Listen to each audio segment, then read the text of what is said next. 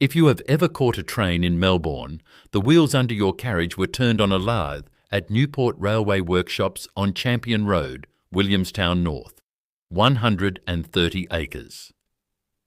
33 miles of internal track. 5,000 workers at peak, more than a third of them women. The same brick and iron compound that built the Spirit of Progress, Australia's first all-steel air-conditioned express train. The same compound that built Heavy Harry, the largest non-articulated steam locomotive ever assembled in Australia. The same compound that built the rear fuselages of the Bristol Beaufort bombers in 1942. Today, that wheel lathe is contracted to a French multinational headquartered 8,000 miles away in Saint-Ouen, Paris. How did the largest railway workshop in the Southern Hemisphere become a tenant on the land it built? This is the story of how an empire built with public money was sold for parts. Chapter 1. The Yorkshire Engineer. To understand what was signed away on the 15th of January, 2000, you have to go back 116 years. To a Yorkshireman stepping off a steamship at Railway Pier, Williamstown, Richard Spite, born Selby, Yorkshire, the 2nd of December, 1838. Son of a head clerk in the Midland Railway Goods Department, a man who died suddenly in 1850 and left his widow to raise the family on her own. Methodist upbringing. Spite was brought up from boyhood in the service of the same railway company his father had served. By 1877, he had risen to Assistant General Manager of the Midland Railway Company, at the time the premier railway in Britain. His salary in Derby was £1,500 a year. In November 1883, the colony of Victoria came calling. Robert Murray Smith, the Victorian Agent General in London, had been told to find the best railway administrator in the British Empire and pay whatever it took. The cabinet in Spring Street picked Spite from a short list of 4 names. The offer was £3,000, double his Midland salary. He took it. He arrived in Melbourne on RMS Lusitania on the 10th of February 1884. With him were his wife Sarah, his mother, 5 sons and 5 daughters. He was 45 years old. Within months he was chairman of the new 3-man Railway Commission, overshadowing his fellow commissioners, A. J. Agg and R. Ford, neither of whom had any practical experience in railway administration. His political masters in Spring Street then passed the Railway Construction Act, 1884. The law history would remember as the Octopus Act, 59 new lines authorised in a single statute. Every parliamentary electorate would get its own branch line. Spite's job was to build the rolling stock to run on all of them. He ordered the consolidation of every Victorian Railways workshop function, Williamstown, North Melbourne, Spencer Street, onto a single 32-acre paddock between the Geelong line and the Williamstown line at Newport. He hired engineers Brereton and Lewis to design it. He capitalised it with what would today be the equivalent of more than $30 million. But here is the thing about Spite. The land boom that justified his appointment collapsed under him. 29 Melbourne banks suspended trading in the crash of 1891 and 1892. Property prices in Melbourne fell by 60%. The new Premier, William Shields, needed a sacrificial victim. In March 1892, Spite was suspended. He sued David Syme of The Age for libel, £25,000 in damages. The case ran for 80 days through late 1893. The jury found in his favour. They awarded him 1 farthing, a quarter of a penny, the smallest coin in the realm. He returned to England, broken, in 1894. He died in Perth in 1901, aged 62, while serving as a member of the Western Australian Legislative Assembly. But the workshops he had ordered, designed and capitalised, those would, in 1937, build the most famous train Australia ever ran. Chapter 2. The 32-acre paddock. The men who designed Newport are largely forgotten. Their work is not. Engineers Brereton and Lewis drew up the master plan in 1885. They worked from the British Railway Workshop template, Crewe, Swindon and Doncaster. Adapted for Australian timber, Australian climate, and the broad 5-foot 3-inch gauge the Victorian colony had fatefully chosen in 1858. Construction began in 1886. The first stage was complete by 1888. The central block, 3 stories of red brick, fronted by an Italianate clock tower with a cast-iron clock face and a terracotta tiled roof. The east block, erecting shop, machine shop, fitter's shop. The west block, boiler shop, foundry, paint shop. A 200,000-gallon water tower. A bush mill for cutting Gippsland ironbark and red gum into sleepers and carriage frames. A separate tarpaulin shed in the northern section of the site for the men who sewed goods wagon covers. 32 acres at the start. Approximately 170,000 square metres. Linked to the main running lines by its own private branch. The first locomotive, constructed in-house at Newport, went into service on the 30th of June, 1893. A Z-class outside cylinder 060 side tank engine, road number 526. The workers called her Polly. She was the first of 536 locomotives that would be built on this site over the next 66 years. Polly herself survived in continuous Victorian railway service until June 1978, 85 years on the payroll. Today she sits in the museum's Victoria collection. But the timing of her first run was catastrophic. The land boom that had funded the Octopus Act collapsed in 1891 and 1892. The Victorian colonial treasury hemorrhaged. Construction on dozens of the Octopus Act branch lines was halted. 29 Melbourne banks suspended trading between 1891 and 1893. By the time Polly steamed out of Newport in June 1893, the colony was effectively bankrupt, and Spite himself had already been suspended. Newport was now a public liability, a vast brick and iron campus with a workforce, a payroll, and falling traffic. Here is what is genuinely remarkable. The workshops kept building. Through the 1890s depression, through Federation in 1901, through the First World War, through the influenza pandemic of 1919. The site grew steadily through every crisis. By 1920, the original 32 acres had expanded to about 70. Carriage shops, truck shops, the laboratory, the ambulance ward, the school of instruction for apprentices. The Everleigh workshops in Sydney had been the larger Australian railway employer in the 1880s. By the late 1920s, Newport had matched them. Heritage Victoria, 7 decades later, would record the 1888 buildings as one of the best surviving 19th century railway workshops in the world. The site Brereton and Lewis had drawn on paper in 1885 had become, by 1920, the largest single industrial complex in the colony of Victoria. And in April 1920, the Victorian Railways got the man who would build the most famous train Australia ever ran. Chapter 3. The Cathedral of Cutting Oil. Walk through the gates on Champion Road in 1948, the Hall Street level crossing rings. It is 3:30 in the afternoon, shift change. 2,700 men and women pour across the rails. You smell it before you see it. Cutting oil, hot steel, coal smoke from the foundry cupolas, linseed and turpentine from the paint shop, wet canvas from the tarpaulin shed, the thick, sweet bite of a working factory in full song.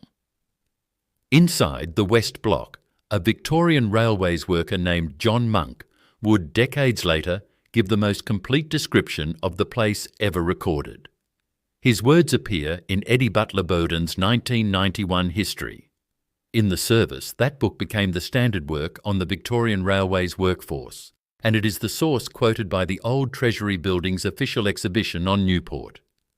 Newport, in Monk's recollection, was vast. He named the trades one by one. Carriage shops building passenger stock, truck shops building goods wagons, a bush mill cutting whole logs into carriage timber, a sawmill with a bending area where steam-treated timber was curved to fit the roofs of the day, a paint shop where every coat of paint used on Victorian rolling stock was milled and mixed on site. An erection shop where steam locomotives were assembled. A boiler shop where every Newport boiler was riveted by hand. A foundry casting brake blocks, signal equipment, luggage racks and 1,000 other components. A tarpaulin shop with rows of heavy industrial sewing machines where covers were sewn for open goods trucks. A laboratory where chemists tested every product the workshops used. A bolt shop where the famous dog spikes for holding steel rails to wooden sleepers were forged. A blacksmith's and spring shop with steam-driven stamping hammers that shook the ground. The 1948 Census of Trades read like a glossary of the Industrial Revolution. Engineers, pattern makers, upholsterers, painters, coppersmiths, blacksmiths, research chemists, trained nurses, carpenters, plumbers, spring makers, clerks, typists, labourers. Over 60 separate occupational categories on the payroll at the same time. The ambulance ward was no token. A trained nurse had been on duty since the early 1920s, treating an average of 65 men per day. Burns from the foundry paws, crushed fingers in the press shop, eye injuries from the blacksmith's hammers. This was hazardous work performed at industrial scale. The dog spike was Newport. Every steel rail on every wooden sleeper across it all. Across the Victorian network was held by a Newport forged spike. The bolt shop alone produced millions every year. Every signal, every brake block, every locomotive headlamp on the network had passed through this site. And in the 1920s, the game of True Go was invented at Newport by workers on their lunch hour, a Victorian Railways game played by no one else in Australia, still played in Newport in 2026 in honour of its inventors. And on the 15th of September 1920, the man who would lift this workshop into legend had landed in Melbourne. Chapter 4. Clapp and the Gold Key. His name was Harold Winthrop Clapp, born St Kilda, Melbourne, the 7th of May, 1875, son of Francis Boardman Clapp, the American who had built the Melbourne cable tram network, educated at Brighton Grammar. By 1901, he had emigrated to America to learn the rail trade from the men who had built it best. He worked at General Electric in Schenectady, New York. He oversaw the electrification of the West Jersey and Seashore Division for the Pennsylvania Railroad. By 1920, he was Vice President of the Southern Pacific Railroad of California. In April 1920, on the recommendation of former Commissioner Sir Thomas Tate, Premier Harry Lawson offered him the chairmanship of the Victorian Railways Commissioners, £5,000 a year, the highest public servant salary in the Commonwealth of Australia. He took it. He arrived in Melbourne on the 15th of September 1920. What Clapp brought from California was speed. Suburban electrification, begun in 1919, was completed across Melbourne by 1922, the largest suburban electrification project in the Southern Hemisphere at the time. A new generation of locomotive designs followed. The A2 Class 460, of which 185 were built, the S-Class 462 Pacific, S300 to S303, built at Newport between 1928 and 1930, with the largest steam locomotive boilers ever cast in the Southern Hemisphere. But Clapp's masterpiece, the train every Australian over the age of 80 still remembers, was the Spirit of Progress, Spencer Street Station, the 17th of November, 1937. Premier Albert Dunstan stands at the door of the parlour car. He turns a special gold key. The doors open. All steel construction, air conditioning throughout, reading lamps at every seat, a dining car serving a 4-course meal at full speed. A streamlined S-Class Pacific at the head in royal blue and gold, the locomotive S302 Edward Henty, named for the Victorian pioneer, with smoke deflectors angled like the prow of a destroyer. 300 invited guests boarded for the inaugural run. Robert Menzies, the Federal Attorney General and former Railways Minister, soon to be Prime Minister, was among them. So was A.O. Henty, descendant of Edward Henty himself. Clapp introduced the premiere. He called the construction of the train a great achievement, built entirely by Australian workmen at the Newport workshops. The press the next morning reported the launch in tones reserved for royal visits. On the demonstration run between Werribee and Laverton, the train touched 79.5 miles per hour, a new Australian broad gauge speed record. The locomotive was racing an Airco DH-4 aeroplane overhead for the newsreel cameras. The carriages had been built at Newport by tradesmen drawn from more than 60 separate occupations. Core 10, weathering steel sides. Queensland brown beech wood panelling. Chrome fittings. Gold leaf class lettering applied by hand to read first, second, dining car, parlour car. For Clapp, this was the peak. For the Newport workforce, it was the beginning of the most demanding decade in their history. And on the 3rd of September 1939, an Australian institution was about to be conscripted. Chapter 5. The Boy Farm Goes to War. On the 30th of June 1939, Harold Clapp left Victorian Railways. The Commonwealth Government had decided to build the Bristol Beaufort torpedo bomber in Australia, and they wanted Clapp to run the program. He was made General Manager of the Aircraft Construction Branch. The following March, he was made Chairman of the new Aircraft Production Commission. In January 1941, he was knighted. By June 1940, the German army had crushed France. The British had evacuated from Dunkirk. On the 11th of June 1940, Prime Minister Robert Menzies appointed Essington Lewis, Managing Director of BHP, as Director General of Munitions. The Beaufort program was decentralised by design. Front fuselages were built at Chullora in New South Wales. Main planes were built at Islington in South Australia.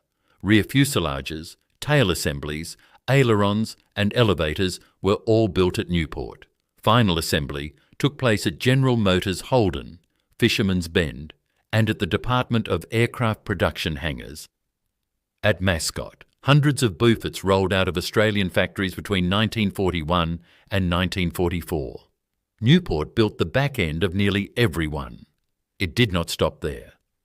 The Victorian Railway's own wartime record listed Newport's output: Bren gun carriers and tugboat hulls, fines screws and surgical instruments, patterns for diesel engines, components for gun howitzers, shells, torpedo parts, narrow gauge 3-foot 6-inch rolling stock for the North Australia Railway running from Darwin to Berdum, and the locomotives kept coming. On the 7th of February 1941, H220 Heavy Harry entered service. It was a 484 three-cylinder express locomotive, weighing 260 tonnes. It was the largest non-articulated steam locomotive ever built in Australia, and the largest non-articulated steam locomotive ever to run on Australian railways. It is the only three-cylinder 484 still in existence anywhere in the world. It was designed and constructed entirely at Newport. Every casting was poured on site. H221 and H222, sister engines with frames laid in 1939, were never finished. The steel was diverted to the war. Their components were scrapped. The workforce peaked at approximately 5,000. Of those, around 35% were women, roughly 1,750. The Newport Railway Workshops Preservation Group records this as probably the highest proportion at any time at Newport. The workshops worked around the clock, with day and night shifts, throughout the war. John Monk, who served on a wartime shift, said it plainly years later. The women on his shift were never named in the Argus. They were named on the time clocks. They were named on the payroll cards now sitting in cardboard boxes at the Public Record Office Victoria Depot in North Melbourne. VPR S Series 12563. The Newport Employee Record Cards, 1948 to 1971, not yet digitised in 2026. They earned roughly 2/3 of the male hourly rate for the same work. Their work built the bomber fuselages that flew over the Bismarck Sea, the Coral Sea and the New Guinea campaign. When the men came back from the Pacific in 1945, the women were sent home from Newport with a thank you and a final pay packet. After 1945, the workforce went home expecting a reward. The reward was already being eroded by Glasgow. Chapter 6. The Glasgow Betrayal. The post-war locomotive Australia loved most was designed at Newport. It was built 8,000 miles away. In September 1949, the Country Party Premier John Macdonald awarded the contract for the new R-Class 464 Hudson passenger locomotive. The R-Class had been designed by the Newport Drawing Office, with sweeping smoke deflectors, semi-streamlined boiler casing and the most beautiful steam locomotive ever drawn in this country. The original Operation Phoenix post-war reconstruction plan was for 20 R-Class units to be built at Newport. That contract went instead to North British Locomotive Company at Hyde Park Works, Glasgow, 50 locomotives.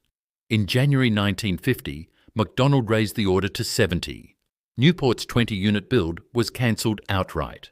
A 100-ton gantry was shipped from Glasgow to Nelson Pier, Williamstown, to unload the engines from Blue Funnel Line freighters, R701 to R770. Glasgow steel under Australian smoke deflectors. 70 locomotives, 6,000 tons of British steel, all of it freighted across the Indian Ocean, because a Country Party Premier had decided the work was cheaper if it was done somewhere else. R704 was painted in a one-off livery of black, gold and red, with stainless steel boiler banding, and sent to the 1951 Festival of Britain in London. She now sits in the Newport Railway Museum, still in her festival livery. R707, City of Melbourne, runs in steam most Saturday mornings under the operation of 707 Operations, the volunteer group based in the West Block. Glasgow built, Newport designed.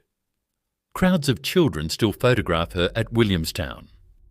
The two locomotives that bracket the end of construction at Newport sit quietly in the official record. N432, the last steam locomotive ever built at Newport, rolled out in 1951. M232, the last locomotive of any type built at Newport, rolled out in 1959. That was the end. 66 years from Polly to M232. 536 locomotives in continuous construction. In 1958, Premier Henry Bolte made it formal. Future Victorian diesel locomotives would be imported and assembled by Clyde Engineering at Granville, in New South Wales. Newport would build no more mainline motive power. The political wound that would kill the workshops was already being prepared. The trade decisions of 1949 and 1950, taken by a Country Party government in the name of speed and price, broke the workshop's claim on the future of Australian rail. The dog spikes kept coming, the carriages kept coming, the repair work kept coming. But the centrepiece had been outsourced. And 8,000 miles is a long way to bring a locomotive back when the seller decides not to build one for you anymore. Chapter 7. The Cane Wind Down. The wind down took 3 decades. In 1962, the Australian Railway Historical Society Victorian Division opened the Newport Railway Museum just south of the workshops, with H220 Heavy Harry as its star exhibit. In 1981, Steam Rail Victoria, the volunteer preservation group founded in 1965, was granted formal tenure in the West Block. In 1983, the John Cain Jr. Labor Government's Transport Act dissolved Victorian Railways outright. The 100-year-old statutory authority was broken into 3: V-Line for country trains and freight, the Met for the Melbourne suburban network, and the State Transport Authority for overall coordination. In August 1983, V-Line's new orange and grey livery was unveiled at Spencer Street. The workforce numbers tell the rest of the story. 5,000 at peak, 2,700 in 1948. By the late 1980s, under 500. By 1990, about 300. A factory that had carried entire migrant suburbs on its payroll was, in 2 generations, reduced to the size of a single mid-sized engineering firm. In 1985, the new V-Line N-class diesel locomotives were not built at Newport. They were built at Clyde Engineering's Somerton plant, north of Melbourne. The bogies came from Bradken. Newport's role on the order was 0. A workshop that had built every locomotive on the Victorian network for 66 years could not get a contract for the bogies on its own state's diesel fleet. The bolt shop fell silent. The tarpaulin shop closed. The bushmill was dismantled. The train nurse left. Joan Kerner, the member for Williamstown and the first woman ever to serve as Premier of Victoria, established a working party in 1990. The recommendation was to reserve the West Block as a heritage rail precinct. Save the buildings, save the machinery, save what could be saved. In 1994, the Newport Railway workshops were added to the Victorian Heritage Register under reference H1000. The Heritage Council citation called the 1888 buildings one of the best surviving 19th century railway workshops in the world, and one of Australia's most outstanding items of industrial heritage. In 1997, the National Trust classified the site as B4019 of prime national importance. Kerner saved the buildings. She could not save the work. By 1991, the Kane-Kerner Labor government was in financial crisis. The State Bank of Victoria had collapsed. The Pyramid Building Society had collapsed. Premier Kane resigned in August 1990. Kerner inherited the wreckage and held office for 18 months.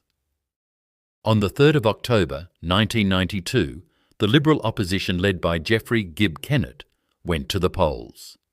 Kennett won by one of the largest swings in Victorian electoral history. His treasurer was a Melbourne barrister named Alan Stockdale. The workshop that had built the spirit of progress had less than a decade to live as a public asset. Chapter 8. Kennett, Stockdale and the 15-minute door, state debt. The day Kennett took office, approximately 30 billion Australian dollars. Stockdale announced a privatisation agenda within weeks. Electricity, gas, banking, ports, public transport, everything. In 1996, the Kennett government legislated retrospective alterations to the rail and tram workers' superannuation arrangements. The union struck at the 1997 Australian Grand Prix weekend, with the international press watching. The strike was broken. The superannuation changes stood. The Public Transport Corporation, the body that had owned Newport workshops since the 1st of July 1989, was disaggregated in stages. V-Line was split into V-Line Passenger and V-Line Freight. The Met was split into Bayside Trains, Hillside Trains, Swanston Trams and Yarra Trams, 6 new corporate entities, each designed to be a saleable parcel. On the 29th of August 1999, the franchise awards were announced, the largest single privatisation transaction in Victorian state history. 6 contracts, 5 operators, 116 years of public ownership signed away in a single day. V-Line Passenger sold to National Express, the UK-listed bus and rail operator headquartered in Birmingham, England, with a parent group market capitalisation at the time of around £1.5 billion sterling. V-Line Freight sold to Freight Victoria Limited, which would be renamed Freight Australia in March 2000. Bayside Trains and Swanston Trams sold to National Express, rebranded as M-Train and M-Tram in October 2000. Hillside Trains sold to Connex, a subsidiary of the French Veolia Transport Group headquartered in Paris. Yarra Trams sold to a French-led consortium with Transdev and the construction firm Transfield. The contracts contained patronage forecasts that the University of Melbourne transport academic Paul Meese would later describe as unachievable, on any reading of the underlying data. National Express had committed to grow Bayside patronage by 84%. Connex had committed to 67% on Hillside. Swanston Trams had committed to 40% growth in tram boardings. And here is the kicker. On the 15th of January 2000, ownership of the Newport workshops themselves was transferred from the Public Transport Corporation to Clyde Engineering, the very company that had been awarded the Granville diesel contracts back in 1958. After 116 years as a Victorian public asset, the workshops were now private property. 5,000 workers had built the spirit of progress on this land in 1937. Their grandchildren now worked there as tenants. The clock tower still ticked, the shift siren no longer sounded, and on the 16th of December 2002, the British operator walked out. Chapter 9. The 400 million walkout. It took 38 months.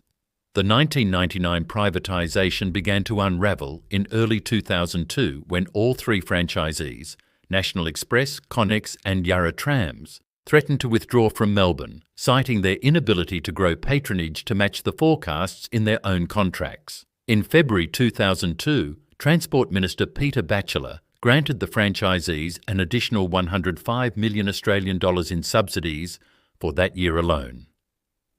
It was not enough. On the 16th of December 2002, National Express announced its withdrawal from Victoria. The British company simultaneously handed back V-Line Passenger, M-Train and M-Tram 2 days before Christmas. National Express disclosed a write-off of close to 400 million Australian dollars on its Australian operations. The total cost to Victorian taxpayers is disputed. The Public Transport Users Association estimated that when all subsidies are counted in full, the privatisation cost the state more than $2 billion more than its forecast Treasury savings by 2010. Some narrower estimates put the direct cost to the state at closer to $400 million in immediate transition expenses.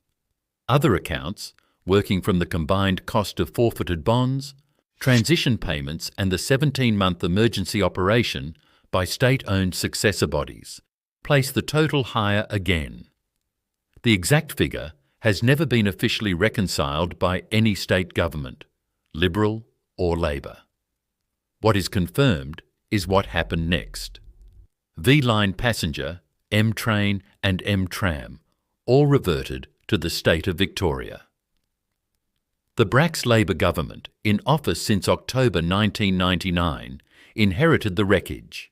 In February 2004 came the second privatisation. Connex took over the entire Melbourne suburban rail network from the 18th of April 2004. Yarra Trams took over all trams the same day. The contracts contained renewed subsidy provisions amounting to billions of dollars in additional state payments over the years that followed, on top of the original Kennett franchise subsidies. Read that again. The privatisation that was sold to the public as a saving cost the state, on the most cited estimate, billions of dollars more than it had been forecast to cost. Meanwhile, the freight side moved in parallel. In February 2002, Pacific National was incorporated. It was a joint venture between Toll Holdings and Patrick Corporation. On the 16th of August 2004, the Victorian Treasurer announced Freight Australia would be transferred to Pacific National. The press release was titled Rail Set to Grow, with Freight Australia transfer agreed. Newport's contract work followed the corporate cascade. A. Gonainen and Company, the Newcastle engineering firm founded in 1899, was sold in August 1999 to United Group Limited.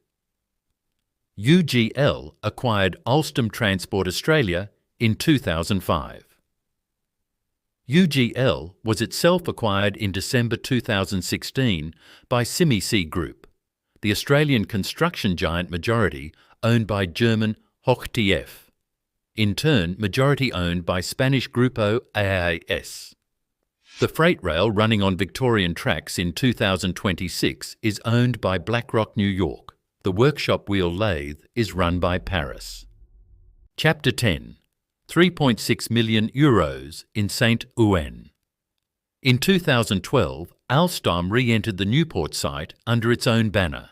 Between 2018 and 2024, the Evolution Rail Consortium, which comprised Downer EDI, the Chinese state-owned manufacturer CRRC Changchun, and the Australian investment firm Plenarai, assembled the high-capacity metro trains for the Melbourne suburban network inside the Newport boiler shop. The contract value was approximately 2.3 billion Australian dollars.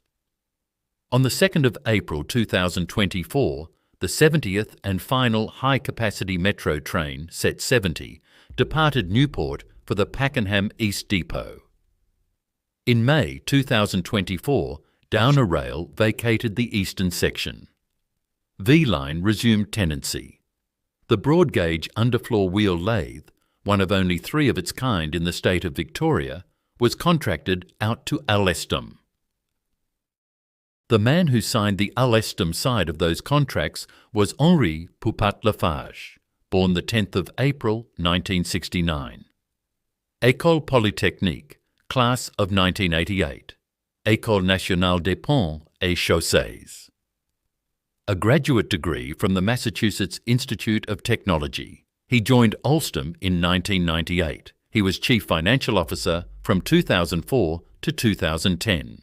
He became President of Alstom Transport in 2011. He was Chairman and Chief Executive Officer from February 2016. Alstom's headquarters is at 48 Rue Albert Darlenay, Saint-Ouen-sur-Seine, Île-de-France. That is 8,000 miles from Champion Road. Total revenue for the financial year ended.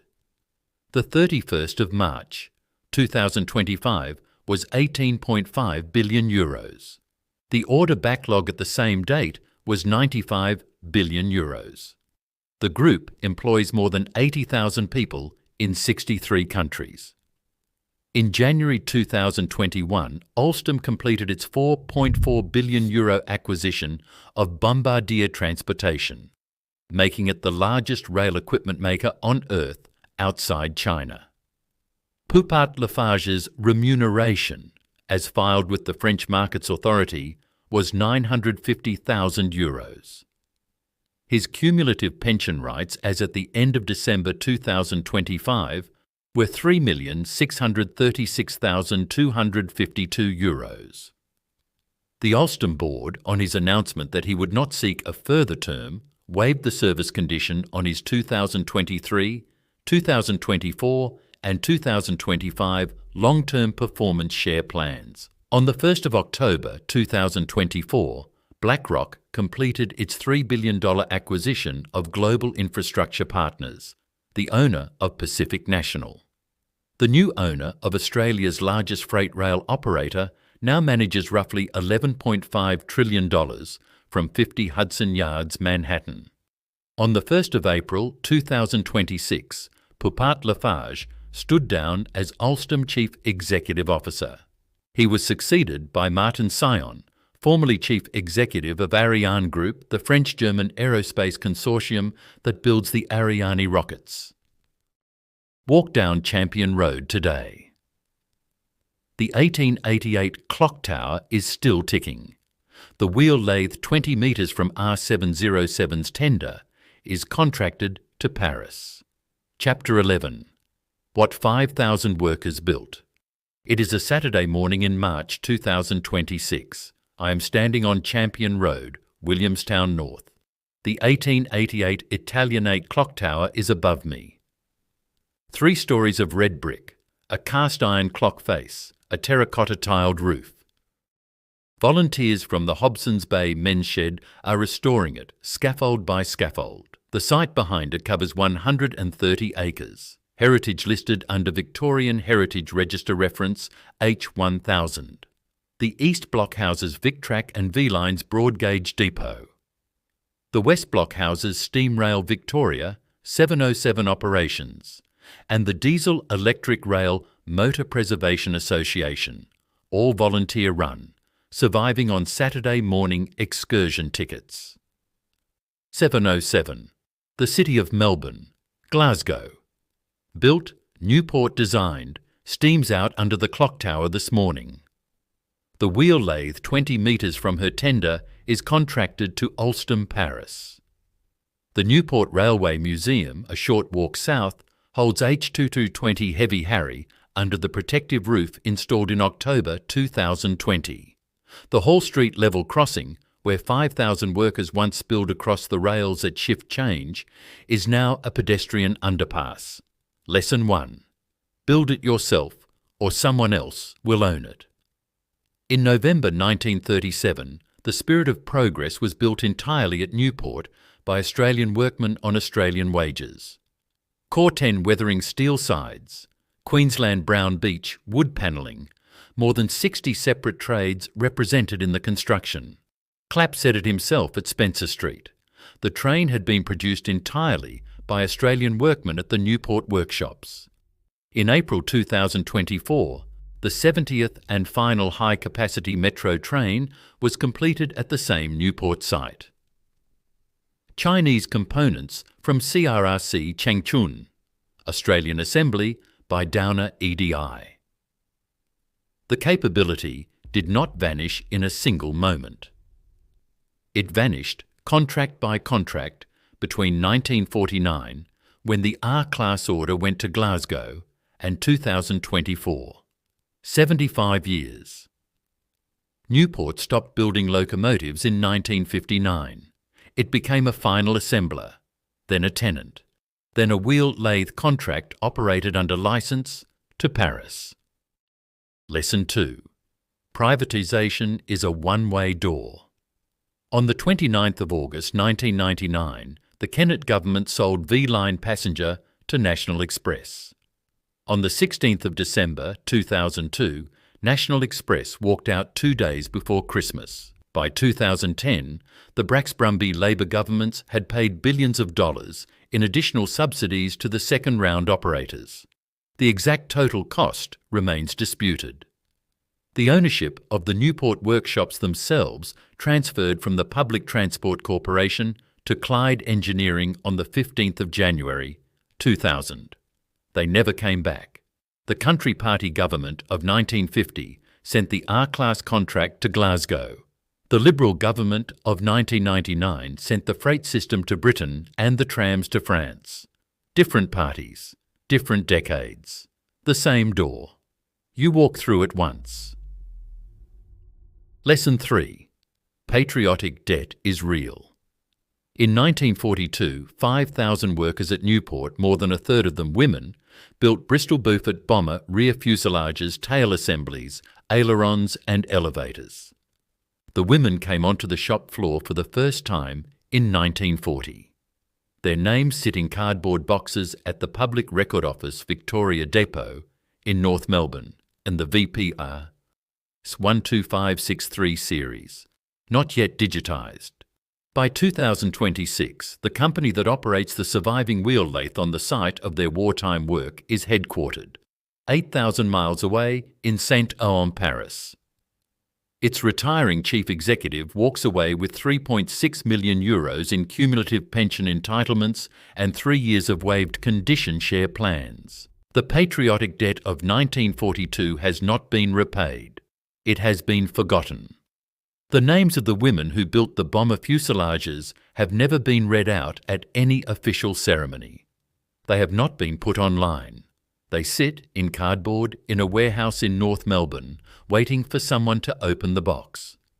The 1888 clock tower on Champion Road is still ticking. R707 still steams out of the West Block on Saturday mornings. The 130 acres are still heritage listed. The trades, boilermaker, fitter and turner, blacksmith, pattern maker, sail maker, are not taught at Newport anymore. The 5,000 workers of 1942 are gone. The women whose names were never in the Argus are gone. John Monk is gone. The clock tower on Champion Road has watched all of them come and go, made strong, made to last, made at Newport. The clock tower survives. The workforce does not.